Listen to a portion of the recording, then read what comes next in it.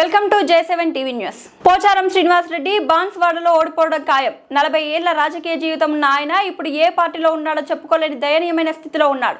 కానీ బీఆర్ఎస్ లో ఉన్న ప్రతి కార్యకర్త తెలంగాణ తెచ్చిన పార్టీలో ఉన్నామని గర్వంగా చెప్పుకోవచ్చు. పోచారం శ్రీనివాస్ రెడ్డి గారు నిజానికి వారికి లభించిన ప్రాధాన్యత మన పార్టీలో బహుశా ఒకరో ఇద్దరు వేళ్ల మీద లెక్క పెట్టదగ్గ సంఖ్యలో మన నాయకులు దక్కి 5 ఏళ్ళు మంత్రిగా, మరొక 5 ఏళ్ళు స్పీకర్గా, రాష్ట్ర ప్రభుత్వం మన పార్టీ ఉన్నంత కాలం అత్యున్నత స్థాయిలో 10 ఏళ్ల పాటు అన్ని పదవులు కూడా వారు అనుభవించారు. పార్టీ ఓడిపోయిన తర్వాత కూడా పార్లమెంట్ ఎన్నికల ముందు ఆయనకే పెద్దపీట వేసి ఆయననే మరి ఒక 5-6 ముఖ్య సీనియర్ నాయకులతో ఆయన్ని కడేశ్వర్ గారిని, కేశవరావు గారిని, హరీష్ రావు గారిని, నిరంజన్ రెడ్డి గారిని ఇట్లా సీనియర్లతో కమిటీ లాగా వేసి పెద్ద కేసీఆర్ గారు అలాంటి సమీక్షా సమావేశాలు పార్లమెంట్ల వారీగా నిర్వహించమంటే నిర్వహించాం.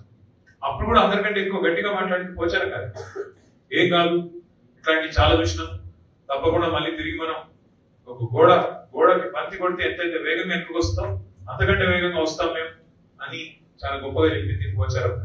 అట్లాగే కేసీఆర్ గారు తిమ్మాపూర్ లో ఉండే తిరుమల తిరుపతి దేవస్థానానికి వచ్చినప్పుడు ఆ రోజు అందరి ముందు, ప్రజల ముందు కట్టే కాలే వరకు మీ నాయకత్వంలో నడుస్తామని మాటించి దేవుడు సాక్షిగా నా పెద్ద ఆయన ఎందుకు మాట తప్పినారో నాకు తెలియదు. కానీ మొత్తానికి ఈ రోజు కాంగ్రెస్ పార్టీలో చేరినారు.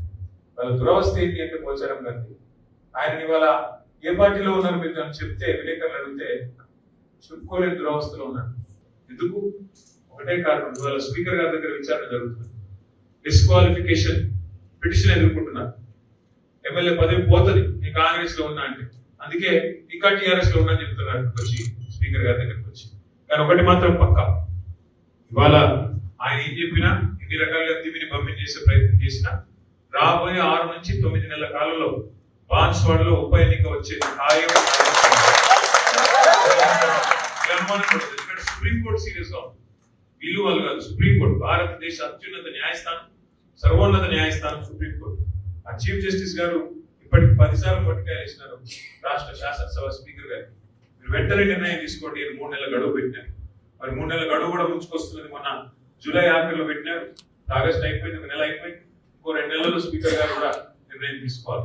వాస్తవం ఏంటంటే కాంగ్రెస్ ప్రభుత్వం వచ్చిన తర్వాత 21 నెలలు నిండి, ఈరోజు 5వ తారీఖు అనుకుంటాం, 2 రోజులు అయితే 21 నెలలు నిండి 22వ నెలలో అడుగు పెడతా ఉంది.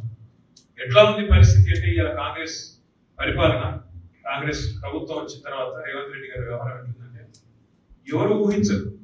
ఇంత వేగంగా ఇంత స్వల్ప సమయంలో ఇంత వ్యతిరేకత మూటగట్టుకున్న ప్రభుత్వం బహుశా భారతదేశంలో ఇంతవరకు ఎవరు లేరు. ఏదైతే స్వర్గం చూపెట్టారు, గ్యారంటీ కార్డులు ఇచ్చి 100 రోజుల్లోనే అన్ని హామీలు అమలు చేస్తామని అందరికీ అన్ని రకాల హామీలు ఇచ్చి మొత్తం లెక్క కూడితే 420 హామీలు, ఒకటి కాదు 2 కాదు, 420 హామీలు ఇచ్చి ఓట్లు వేయించుకొని ఆ తర్వాత ఈ రోజు మళ్ళీ కేసీఆర్ గారు అప్రూపాలు చేసినాడని అదని ఇదని తప్పించుకునే ప్రయత్నం ఏదైతే చేస్తున్నారో ఇది ప్రజలకు కూడా వాస్తవం అర్థమైంది.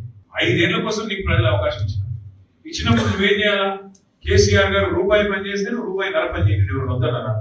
కేసీఆర్ పేదవాడికి 1000 రూపాయలు ఇస్తే 2000 రూపాయలు ఇచ్చే ప్రయత్నించి వద్దని లేదు.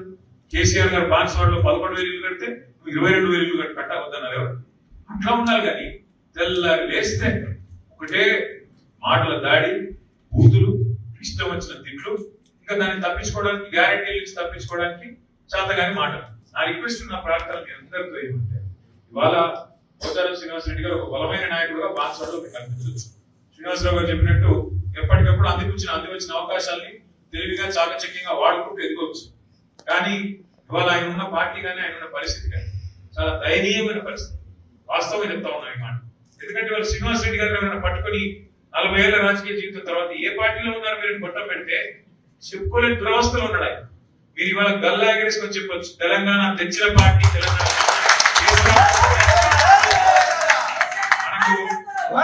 మనకు ఆయనలాగా క్యాబినెట్ ర్యాంక్ లేకపోవచ్చు, కానీ మన కాలం ఎగరిస్తే సత్తా మనకుంది. మనం ఇవాళ ఆయనలాగా అధికార పార్టీలో లేకపోవచ్చు, కానీ గర్వంగా చెప్పుకోవచ్చు, ఈ గులాబీ జెండానే తెలంగాణకి శ్రీరామ రక్ష, ఆ పార్టీలో కేసీఆర్ లాంటి నాయకత్వంలో పనిచేస్తున్నామని చెప్పి గర్వంగా చెప్పిన అవకాశం. దయచేసి నేను కోరేది ఒకటే, మిమ్మల్ని ఆలోచించుకొని కోరేది కూడా ఒకటే, మిత్రులందరికీ కూడా బాన్స్వాడలో చెప్పేది కూడా ఒకటే. మనం ఈ రోజు నిజంగా కూడా ఇది ఒక అరుదైన సందర్భం. ఇంకా 3 ఏళ్ళు అధికారం కాంగ్రెస్ పార్టీ. కానీ శ్రీనివాసరావు గారు కానీ ఇంకా శ్రీనివాస్ గారు కానీ రత్నకుమార్ గారు కానీ ఇంకా పెద్దలందరూ కాంగ్రెస్ లో కొనసాగే అవకాశం ఉండగా, ఇన్ని రోజులు కాంగ్రెస్ లో కష్టం చేసి ఇప్పుడు అవసరమైతే ఫలాలు అనుభవించే ఒక అవకాశం ఉండగా దాన్ని వదులుకొని అంజిరెడ్డి గారు కానీ వదులుకొని వద్దు మాకు అదొద్దు, ఇంకా 3 ఏళ్ళు మీరు కష్టంలో ఉన్న మీతో పాటు నడుస్తూ వస్తున్నారంటే నిజంగా ఇది మొత్తం రాష్ట్రానికి నాకైతే అనిపిస్తా ఉంది. బాన్స్వాడలో కూడా మీ అందరి చేరికతో ఇదివరకు కంటే శేర్లింగపల్లి నియోజకవర్గంలో నేను చూస్తున్నాను సేమ్ ఇదే పరిస్థితి.